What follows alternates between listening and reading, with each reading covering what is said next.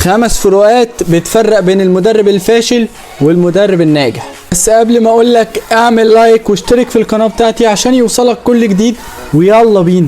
وفي المرتبة الاولى الكروت هي اللي بتفرق بين مدرب كويس ومدرب نص كويس. طبعا هتسأل نفسك سؤال دلوقتي، ايه علاقة الكروت بالمدرب اساسا؟ لا، ليها علاقة كبيرة جدا. اول حاجة، انت لما بتبتدي ان انت تتعامل كمدرب وتحكم ماتش للاولاد في اخر التقسيمة، بتبتدي تعوده ان هو ما يعترضش على قرارات الحكم في المباريات. وبتبتدي كمان انك انت تعوده ان هو لو كان مثلا اي حد من زمايله بيوقعه او بيشنكله في قلب الملعب، ما يبتديش ان هو يشتم او يشوح او يبتدي ان هو يتكلم معاه باسلوب مش كويس، لانه تلقائيا انا عارف انه لو عمل اي حاجه هيشوف ده او ده. تاني اهم حاجه معانا وهي الصفاره. واحد هيقول لي هو في مدرب من غير صفاره اساسا؟ في. الطبيعي ان المدرب يكون معاه صفاره علشان خاطر يبتدي ان هو لما يلاقي في حاجه غلط في الملعب يبتدي يصفر ويوقف اللعب، بدل ما هو لما هيكون مش معاه صفاره يبتدي يقول انت يا ابني، ويبتدي يزعل لكل لاعب وصوته هيروح، وشوف هو عنده كام ساعه بقى. وتالت اهم حاجه معانا وهي الستوب ووتش.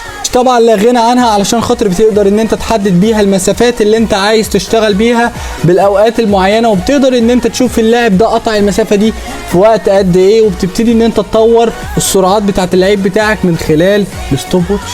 بس قبل ما اقول لك اخر اهم حاجه اللي هي المهمه خالص، هقول لك الاول على رابع اهم حاجه بتميز المدرب الكويس عن المدرب الاي كلام، وهي الشخصيه.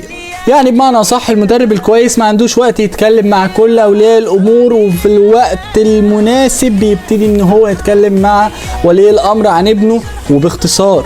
اما المدرب اللي على قده من الاخر، عايز يبني علاقات مع اولياء الامور، عايز ياخد الارقام، عايز يقف طول التمرين يتكلم مع ولي الامر عن كل حاجه، وسايب التمرينه خالص وسايب الاولاد، واهم حاجه ان انا اتكلم مع ولي الامر.